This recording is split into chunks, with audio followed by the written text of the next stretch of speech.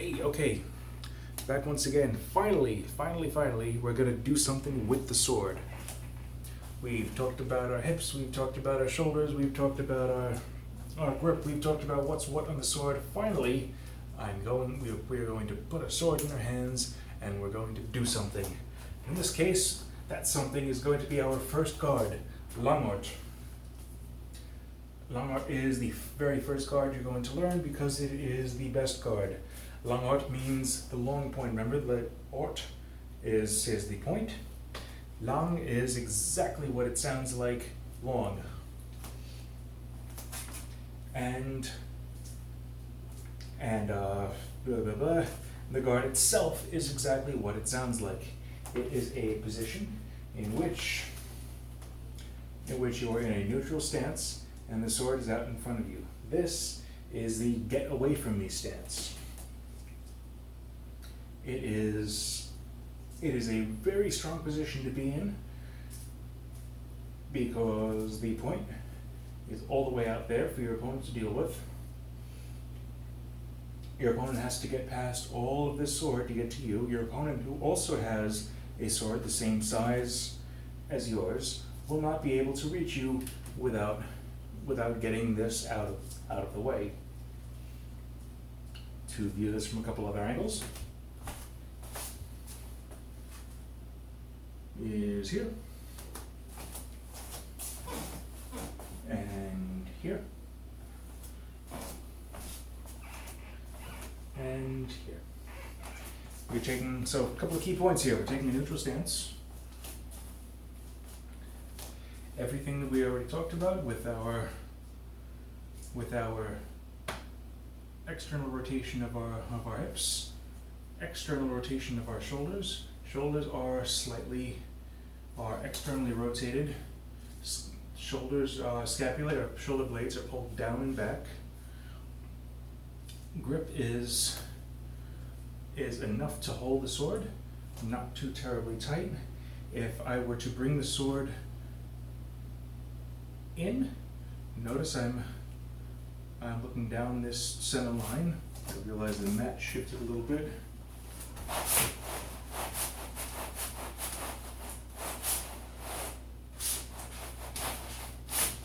There we go. If I were to bring my sword back, my pommel would point to my belly button. And there we have it, long point. When we fence from this position, I'll usually turn the cross guard out when I actually fence from this position, but when we spend all of our time fencing from this position, we call that Sprechfenster, which is the speaking window. It is a word to describe a little window in a door that you open up so that you can kind of look through it and see what's going on the other side without actually opening the door and letting anybody in. Langort or Sprechfenster, very, very strong position. So first thing we're going to learn is to extend from Langort. And the action is simple enough, and it looks like this.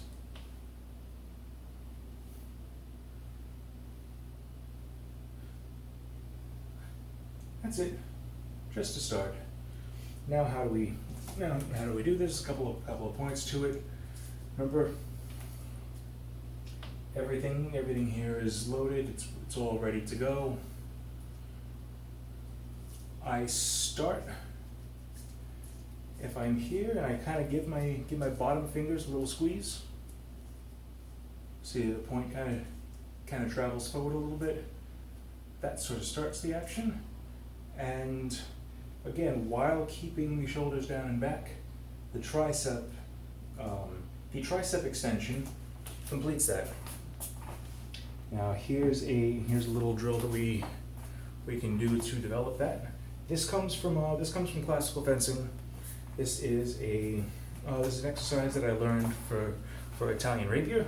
However, it does also work for this case. We just do it with both arms. Keep in mind, you should not do this exercise too often, as it is a little bit hard on the wrists, on the elbow joint. However, it is it is useful in getting some of the blah blah blah, some of the proprioception down that is necessary for doing this.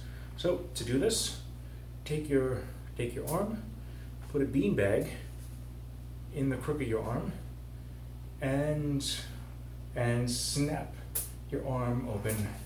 And if you do it right, the beanbag should fly directly into your hand.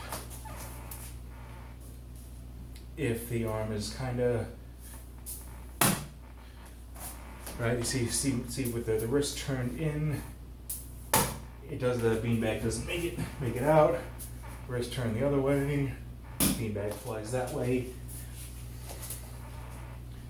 When everything moves in a straight line, then the beanbag flies directly into the hand. So practice something like that.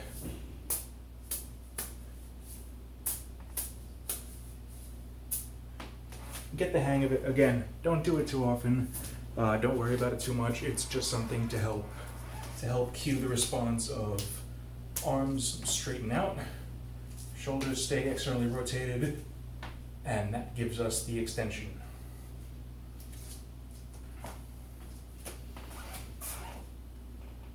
Now let's see. I'm not going to talk too much about distance. We're doing most of that in class. However, the one thing that I will go over is the half an L designation, and that is an L is actually the same thing as a cubit, which is the distance from the elbow to the tip of the longest finger. Half of that is roughly this. That's not the case for everybody. However, but this is roughly half an L. It's a little bit less on me because I got weird pinkies. That is the distance from which we want to. That's blah blah blah. If we make a thrust at our opponent, that is where we want the sword to stop before we take a step in. So suppose I were to make a thrust at this wall. Sword remaining where it is in space. I want to be about that far from my target. Reason for this? There's a couple reasons for this. One of them is that it allows me to have full structure before I actually step in with my thrust. It allows me to, presumably I don't want to kill my opponent, which is likely because even in the 15th century, murder was quite illegal, and you could still get in a lot of trouble for murdering somebody with a sword. I have the opportunity to go, hey, my point's in your face, I suggest we end this fight. It gives me a moment to lock out without committing to an action, supposing that my opponent might do something unpredictable. It gives me the flexibility to reassess the situation should conditions change. So we're not going to get into that too much in the video stuff, but remember that when we extend, we do still want to be a few inches away from our opponent, and the remainder of that distance can actually sometimes just be covered by kind of wading into it, but that would otherwise be covered by a step.